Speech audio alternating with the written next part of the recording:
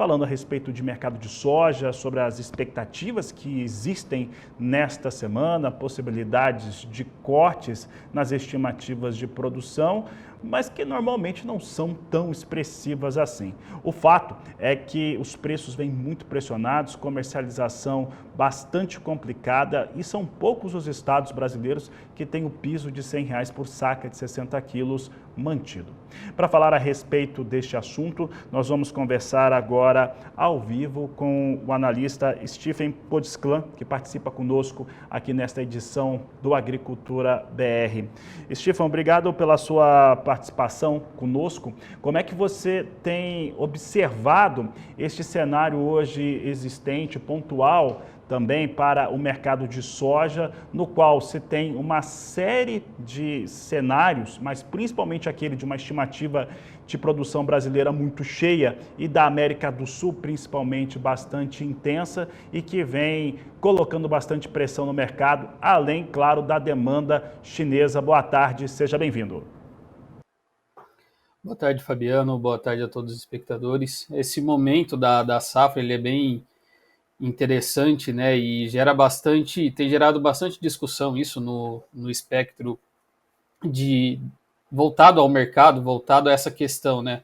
Uma safra brasileira que vinha com uma expectativa de patamares de 165 milhões de toneladas ou até acima disso, dependendo aí da conjectura.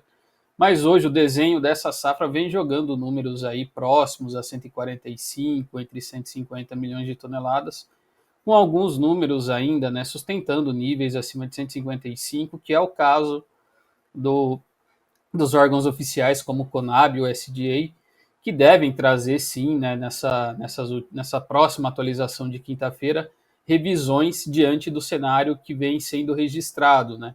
Tivemos bastante irregularidade de chuvas durante o plantio, durante o desenvolvimento em estados chaves, principalmente Mato Grosso, Goiás, agora, principalmente esse início de 2024, estado de Mato Grosso do Sul, Paraná, Rio Grande do Sul vem sofrendo aí, né, tendo algum impacto relacionado à irregularidade de chuvas, estiagens, e esse número que vai ser trazido, agora atualizado nessa semana, ele ainda não reflete o número final dessa safra de soja. Ainda tem sim um cenário brasileiro, né, que vai ser reverberado de atualizações conforme informações forem chegando aí dos campos e os agentes que fazem essas atualizações tiverem novidades. A gente pondera também a situação da Argentina, né? A Argentina no passado teve uma frustração significativa de safra. Esse ano veio com boas expectativas até então, mas já chega ali, a gente já está próximo da terceira semana na Argentina, com temperaturas mais altas, com pouca presença de chuvas, praticamente nenhuma chuva nas últimas 2 semanas, e isso vem reduzindo o ímpeto de uma safra que estava também num patamar muito elevado em relação às expectativas. Mas hoje sim a gente considera que a Argentina deve produzir aí pelo menos algo entre 45 e 50 milhões de toneladas, que já é praticamente o dobro do que ela produziu ano passado. E isso vem pressionando todo o mercado internacional e refletindo nos preços aqui no mercado doméstico.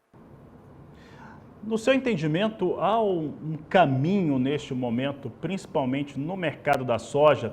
Eu falo isso pensando também na possibilidade que existe hoje, muito alta, de alavancagem, de endividamento desse produtor, que precisa ter dispositivos, ferramentas para conseguir estender os vencimentos das dívidas que chegam principalmente no mês de abril, mas também preciso pensar que esse produtor brasileiro tem uma capacidade de armazenamento que não é das mais eficientes e talvez neste momento que a gente precise no Brasil seja armazenamento. Como é que você avalia essa situação? Bom, Fabiano, a gente tem, né, ferramentas aí que o mercado futuro, né, as operações aí via ferramentas de hedge, olhando o mercado futuro, trazem sim algumas alternativas, algumas possibilidades nesse curto prazo, uma vez que com uma safra menor no Brasil, a gente pode ter a China voltando com um pouco mais de apetite no curto prazo. A China ficou bastante tempo longe do mercado, sem uma intenção maior de compra. Então, olhando pela precificação de componentes, né, em Chicago, prêmio, dólar, né, a gente tem um momento que Chicago tem uma vertente negativa mais forte, sim. Começa a olhar daqui a pouco, né, a safra dos Estados Unidos, que vem com uma tendência de ter mais área plantada de soja, só que com uma menor safra no Brasil, uma menor produção, o prêmio de exportação vem aí com uma tendência de recuperação. Então, aparentemente, né, essa semana a gente já começa a ver algumas mudanças em relação à precificação, algum viés ali de pequenos movimentos positivos, olhando a combinação desses fatores, né, Chicago, prêmio e dólar. Então, para o agricultor que tem soja para comercializar, né, podemos aí usar dessas ferramentas de mercado futuro, tem que avaliar a condição desse agricultor em relação à caixa, em relação a perfil de risco, mas há sim uma indicação de que os preços comecem a ensaiar alguma melhora ou já sinalizar, pelo menos no curto prazo, um patamar aí de fundo de precificação. É uma safra menor no Brasil, estamos falando de um volume considerável que foi perdido nessa safra, então de alguma forma isso desafoga a logística e o mercado todo também, exportadores, esmagadores de soja, todo mundo acompanhou essa sensação, né? Compraram menos, estão mais descobertos, então o mercado também precisa ir às compras. Então essa combinação pode trazer alguma sustentação e algum viés de recuperação no curto prazo. Essa sustentação viria em curto prazo. Qual seria o melhor momento para esse produtor que está no campo, está colhendo a sua soja, não travou, não vendeu no ano passado, quando os preços eram muito mais interessantes para a safra 23, 24, que tem aí um volume considerável de soja ainda para comercializar? A partir de maio aí, Fabiano, a gente vê uma possibilidade de um mercado com uma reação mais expressiva, né? A gente vai estar olhando de maio, junho, julho, a questão da safra dos Estados Unidos, que sempre traz uma grande volatilidade para Chicago, movimentos que acompanham basicamente as previsões de chuva, as confirmações ou não dessas chuvas, e a gente tem uma recuperação histórica, né, dos prêmios de exportação. Então, a partir ali de abril, maio e em diante, até a janela de exportação brasileira, em meados de agosto, costuma ter ali um movimento mais expressivo de recuperação, principalmente nesse ano que a gente tem uma safra menor. Em relação ao equilíbrio de oferta e demanda na campanha 23-24, qual que é o seu entendimento? A nível mundial, Fabiano, a situação, né, mesmo quando a gente olha a conjuntura de América do Sul, Brasil com uma safra aí indicando um nível próximo de 145 milhões de toneladas, Argentina com 45, Paraguai na casa de 10 milhões. Se a gente comparar com o ano passado, a gente está falando desses três países entregarem uma produção da ordem de 200 milhões de toneladas. Se a gente olhar o ano passado, Brasil na casa de 157, 159 milhões de toneladas, Argentina com suas 23 milhões e Paraguai também ali perto de 9,5. Então a gente tem uma diferença de produção que ela chega aí da ordem de 15 a 20 milhões de toneladas esse ano, considerando esses países.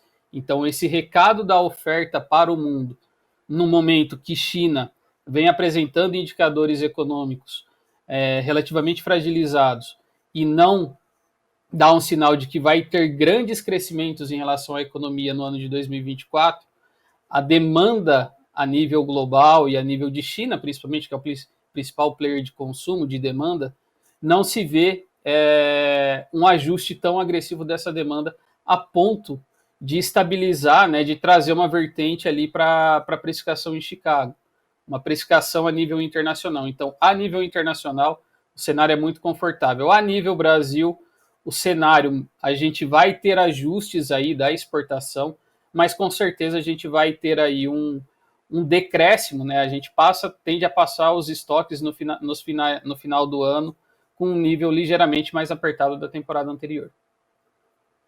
Clay, dito isso que você nos explicou agora, nos trouxe, como é que essa leitura, esses elementos que você listou agora para nós aqui no canal do Boi, como é que eles devem ser lidos pela cadeia produtiva em várias partes do mundo, principalmente em relação à produção aqui no Brasil, cadeia produtiva brasileira, pensando em campanha 24, 25, qual que é a leitura para essa situação? É um novo ordenamento no mercado mundial da soja? Isso muda com o tempo? O que você acredita, como é que você acredita que fica este cenário?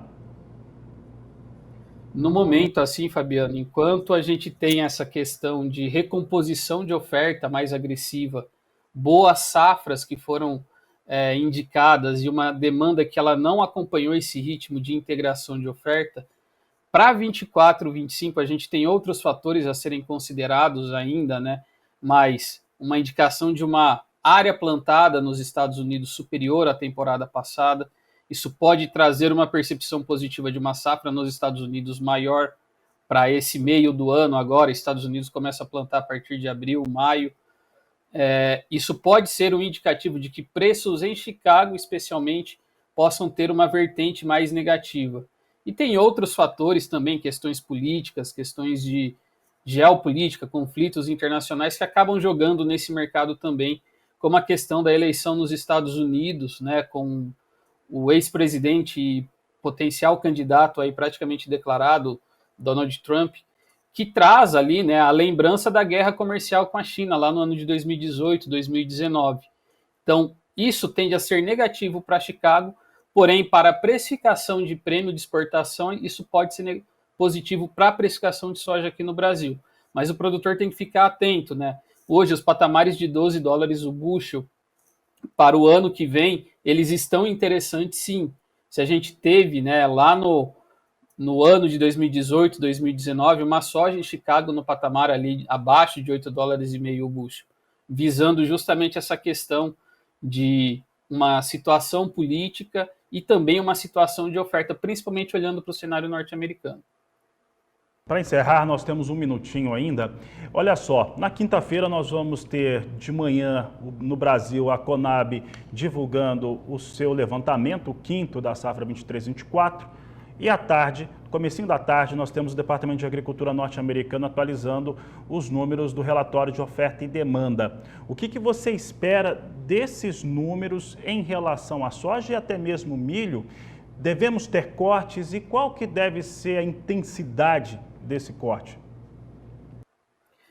Bom, Fabiano, a gente tem que os órgãos, né, os órgãos tradicionais, eles são mais conservadores em relação a essas revisões de cenário de oferta e demanda.